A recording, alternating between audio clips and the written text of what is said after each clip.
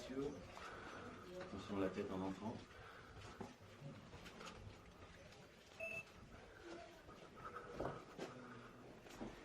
Bienvenue chez Daruri.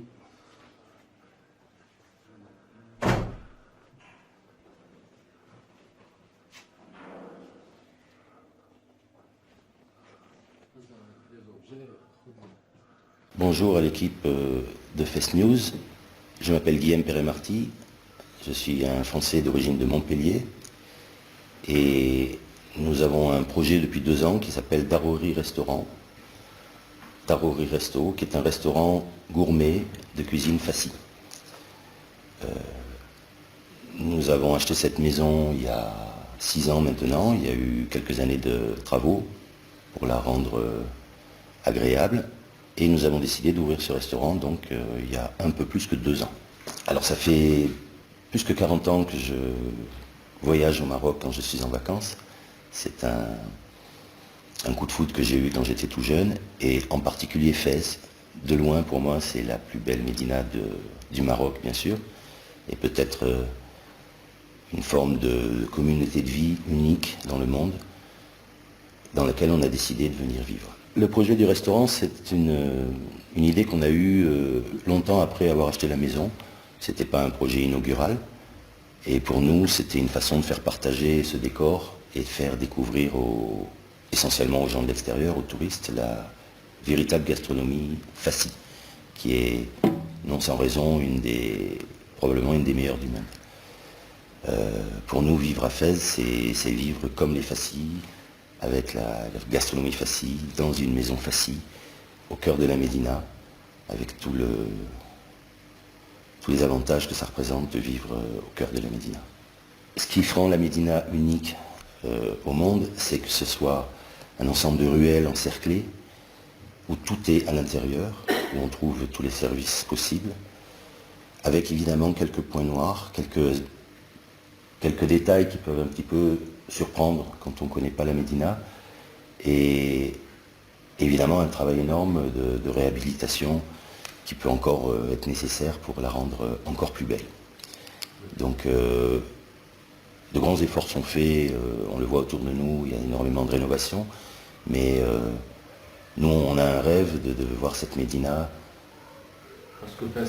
Voilà, parce qu'on a vraiment le rêve de voir cette Médina mieux respectée et appréciée à la hauteur de sa qualité, qui est pour l'instant encore un petit peu méconnue.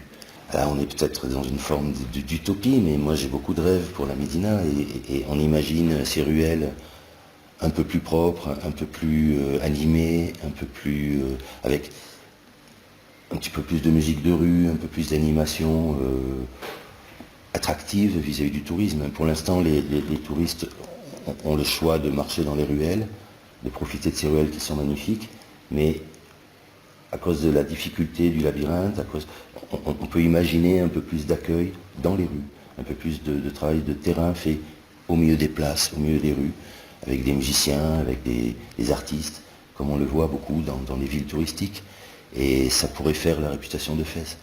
On imagine des concerts sur la place Sersif, on rêve de feux d'artifice, on rêve même de projets merveilleux de téléphériques ou des choses dont on parle parfois au conditionnel et dont on espère qu'elles vont se produire un jour. Oui, pardonnez-moi, j'ai été suturé il y a 3 jours d'une assez vilaine plaie suite à une attaque devant chez moi par des mauvais garçons qui gagnent leur vie en rackettant le tourisme au cœur de la Médina. C'est peut-être l'unique problème qui reste à régler dans cette ville pour en faire une ville vraiment attractive. Pour nous et pour ce qu'on entend de la part de nos clients, il reste quelque chose à faire pour changer l'ambiance générale de ce que ressentent les touristes quand ils arrivent dans la Médina. Ça aussi c'est une des caractéristiques de la Médina de Fès qu'on pourrait trouver folklorique si il y a 3 jours ça n'était pas arrivé jusqu'à... Je pense que tout le Maroc va prendre l'affaire très au sérieux. Pour nous c'est un véritable drame, non pas seulement à titre personnel, vous remarquez que j'ai plutôt eu de la chance, mais vis-à-vis de la Médina, Nous espérons que ça va servir d'électrochoc pour faire réagir les différents niveaux de responsabilité qui peuvent faire quelque chose pour changer ce problème dans la Médina. C'est pas un problème nouveau, tout le monde en a conscience. Et je crois qu'il est temps d'arrêter de dire qu'il n'y a rien à faire et faire encore plus pour faire comprendre aux gens que ce n'est pas leur intérêt que de compter sur le tourisme de cette façon. On peut développer le tourisme à Fès 100 fois plus en étant accueillant, en étant souriant. Et malheureusement, ce n'est pas ce que ressentent les gens qui traversent la Médina. Donc les choses ont... À 90%, les choses sont extrêmement bien faites dans la Médina. Après, il y a les difficultés des ruelles qui font que c'est difficile souvent d'évacuer les poubelles dans la journée. Il y a évidemment des ampoules qui tombent en panne. C'était le cas pour notre ampoule, malheureusement, donc les caméras n'ont pas pu filmer ce qui s'est passé. Mais dans l'ensemble, on note qu'un effort est évident et c'est une bonne chose pour la Médina que de voir que l'éclairage et les poubelles sont prises en charge. Mais il est indiscutable qu'on peut mieux faire à certaines heures sur les endroits de passage des touristes où les poubelles s'accumulent. Et on peut peut-être mieux faire aussi pour, comme ça s'est fait en France les 20 ou 30 dernières années, changer les mentalités pour essayer de moins salir la voie publique.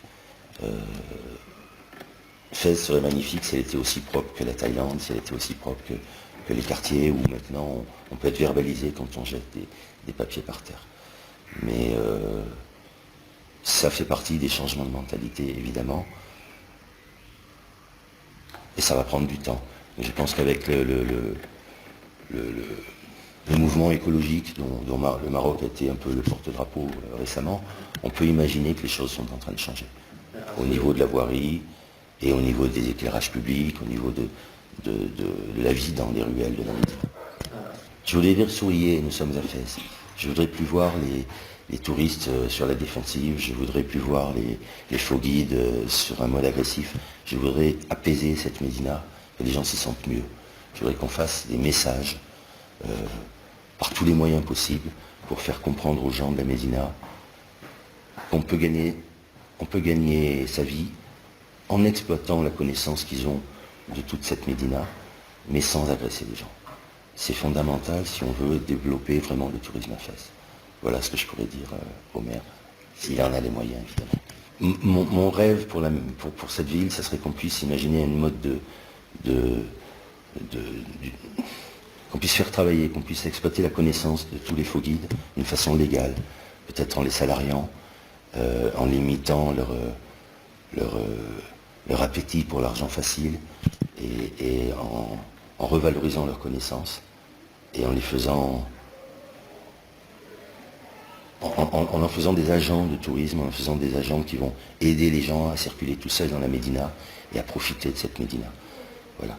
Je rêve qu'on puisse inverser le cours des choses, que tous les bad boys de la Médina deviennent des nice boys de la Médina, des gens qui sont là juste pour rendre service, avec le sourire. Voilà ce que je rêverais pour la Médina.